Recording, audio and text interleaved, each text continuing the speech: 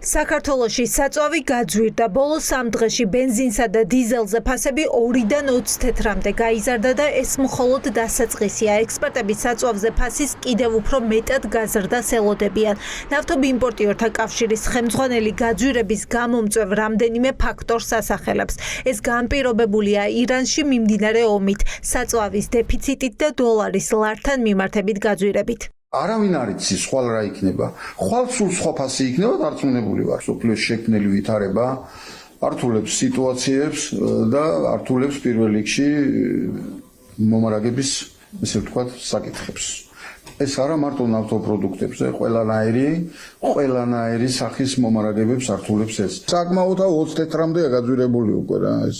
დიზელზე აისახა პირველი, მაგრამ ეს არ არის ესე ვთქვათ საბოლოო რაღაც ესეთი არა ჩვენ ველოდებით ყოველ დღე ყოველ საათს ველოდებით ესე ვთქვათ ახალ რაღაც ინფორმაციებს ესეთ ზღვარზე მივედით რომ დაიწყო ახალი პარტიების შემოტანა ახალი პარტიები ახალ ფასებშია რა თქმა უნდა ეს ახალი ფასებიც სხვა ახალ გავლენას ახდენს ფასების მიღებაზე გაძვირებული საწვავი მოქალაქეების ჯიბეზე უკვე აისახა. საწვავის ფასი სადგურებში უკვე მომატებულია. ბენზინ-გასამართი სადგურების ნაწილში 2 თეთრით გაძვირდა, რამდენიმე სადგურში 15 თეთრით, ნაწილში კი 20 თეთრით და უფრო მეტით.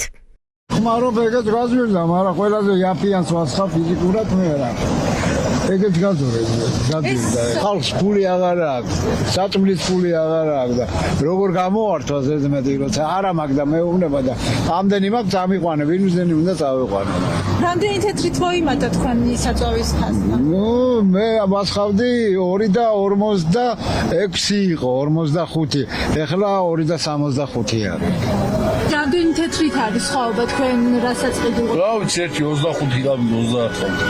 რას ფიქრობთ ზოგადად ამ ფასების? მე ვერაფერს ვერ ვფიქრობ, მე ვინმე გითხილა. რამდენი თეთრით არის მომატებული?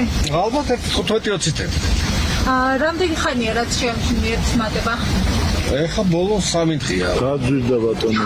თქვენ რამდენს იხდიდით ახლა რამდენად იწევთ ჩასმა? 50 ლარს ვასხავდი, ახლა ვასხავ 70 ლარს. აძვირებთ თუ არა? ჩვენ კი ვაძვირეთ, მაგრამ ვინ გიხდის, არა ვინ გიხდის.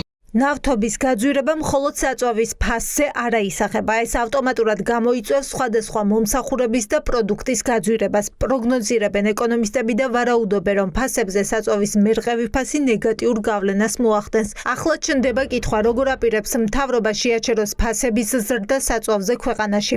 რა თქმა უნდა, რასაც შეეხება ფასები არის საწვავის ფასები, რაც გაზრდის ინფლაციას თავისთავად, მაგრამ აქ არის კიდევ ერთი ფაქტორი როგორც წესი საწვავზე ფასების ზრდა იწვევს სხვა ტიპის სერვისებზე ან პროდუქტებზე ფასების ზრდას, მაგალითისთვის რომ მოვიყვანო ტრანსპორტირება, მაგალითად ვაჭრობა, განსაკუთრებით საცალო ობიექტების. ჩვენ უნდა ველოდოთ, რომ საქართველოშიც ფასები გაიზრდება საწვავზე და ჩვენ უნდა ველოდოთ, რომ ძალიან ბევრ სხვა პროდუქტზე თუ სერვისზე აქედან გამომდინარე ფასები გაიზრდება.